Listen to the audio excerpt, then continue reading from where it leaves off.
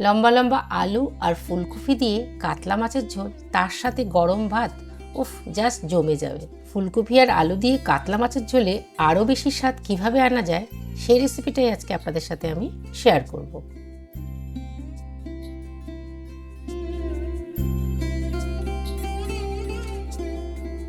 কাতলা মাছের এই রেসিপিটা বানানোর জন্য এখানে আমি 1 কেজি ওজনের দেশি কাতলা মাছ ব্যবহার করেছি। দেশি কাতলার স্বাদ কিন্তু সবসময় ভীষণ ভালো হয়। মাছের পিসগুলোকে আমি এখানে মিডিয়াম সাইজে রেখেছি। মাছের মধ্যে নর্মাল নুন আর হলুদ দিয়ে দুপাশে খুব ভালো করে মাখিয়ে নিতে হবে।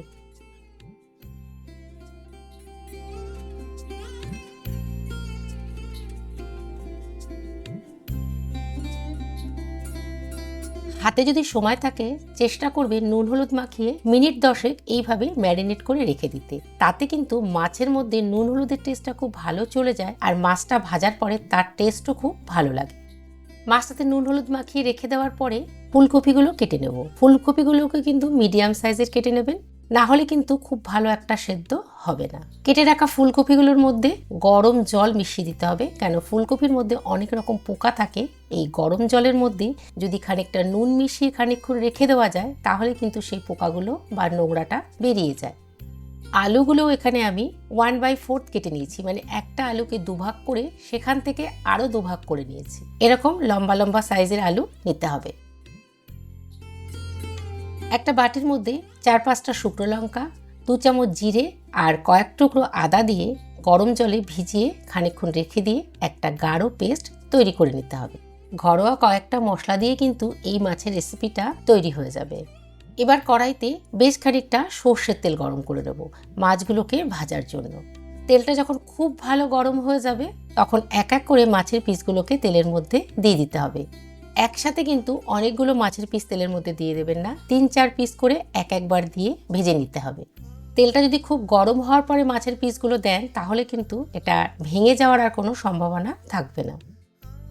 মাছের 2 পিস খুব ভালো করে লাল করে ভাজা হয়ে গেলে তেলের থেকে মাছগুলোকে তুলে একটা প্লেটের মধ্যে রেখে দেব।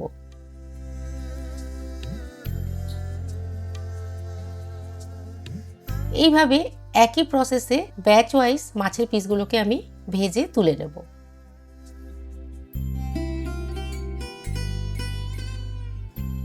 মাছগুলো সব ভাজা হয়ে গেলে এবার আলুগুলোকে কিন্তু তেলের মধ্যে দিয়ে ভেজে নিতে হবে। আলুগুলো ভাজার সময় অবশ্যই একটু নুন ব্যবহার করবেন।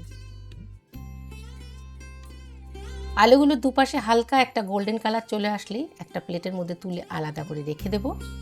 এবার ওই তেলের মধ্যে এক এক করে ফুলকপির টুকরোগুলোকে দিয়ে দিতে হবে। ফুলকপিগুলো দেওয়ার পরে সামান্য একটু নুন আর একটু হলুদ ব্যবহার করতে হবে। নুন হলুদটাকে ফুলকপির মধ্যে ভালো করে মিশিয়ে দিতে হবে। ফুলকপিগুলো হালকা ভাজা হয়ে গেলে তুলে প্লেটের মধ্যে রেখে দিতে হবে।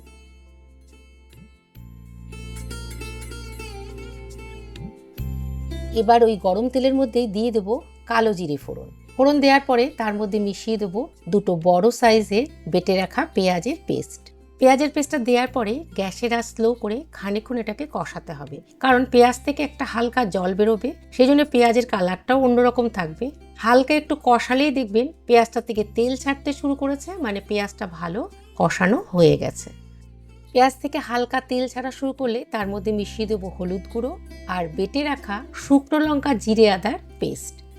মশলাগুলোকে ভালো করে মিশিয়ে খানিকক্ষণ কষাতে হবে, যতক্ষণ না মশলার থেকে তেল সেপারেট হচ্ছে। হালকা যখন তেল সেপারেট হওয়া শুরু হবে তখন তার মধ্যে মিশিয়ে দেবো 2 চামচ কাশ্মীরি লঙ্কার গুঁড়ো। কাশ্মীরি লঙ্কার গুঁড়ো ব্যবহার করলে মাছের ঝোলের রঙটা কিন্তু খুব সুন্দর আসে।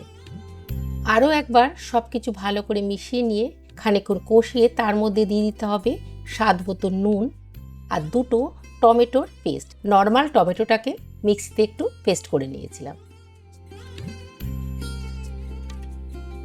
টমেটোর টক ভাবটাকে ব্যালেন্স করার জন্য সামান্য একটু চিনি ব্যবহার করবেন।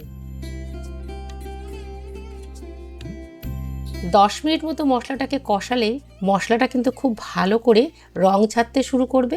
এবার এই সময় এর মধ্যে মিশিয়ে দেব ভেজে রাখা আলু আর ফুলকপিগুলোকে। ফুলকপি আর আলুগুলোকে মশলার সাথে খুব ভালো করে মিশিয়ে মিনিট 5 কষাতে হবে, যাতে মশলার স্বাদটা ফুলকপি আর আলুর মধ্যে চলে যায়। এবার এর মধ্যে মিশিয়ে দেব 2 গ্লাস মতো গরম জল। জলটা কিন্তু অবশ্যই সবসময় গরমই ব্যবহার করবেন, না হলে কিন্তু মাছের ঝোলের স্বাদটা একটু ফ্যাকাশে হয়ে যায়। কিন্তু আমি আপনাদের সবসময়ই বলি, স্লো আছে মাছের ঝোলটাকে ফুটতে দিতে হবে। ঝোলটা যখন হালকা একটু শুকিয়ে আসবে তখন তার মধ্যে দিয়ে দেবো মটরশুঁটি।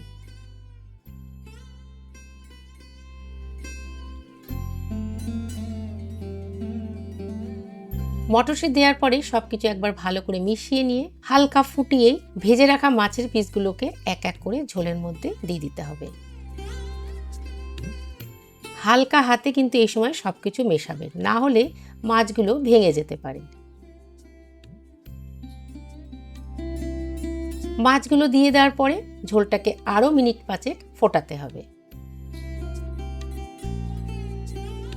এবার উপর থেকে দিয়ে দিন চেরা কাঁচা লঙ্কা আর ধনেপাতা কুচি।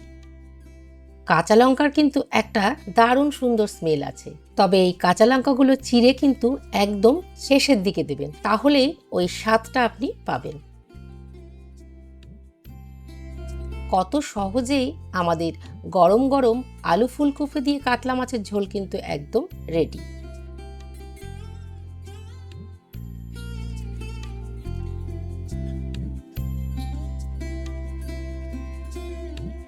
গরম গরম ভাতের সাথে এটা খেতে দারুণ লাগে।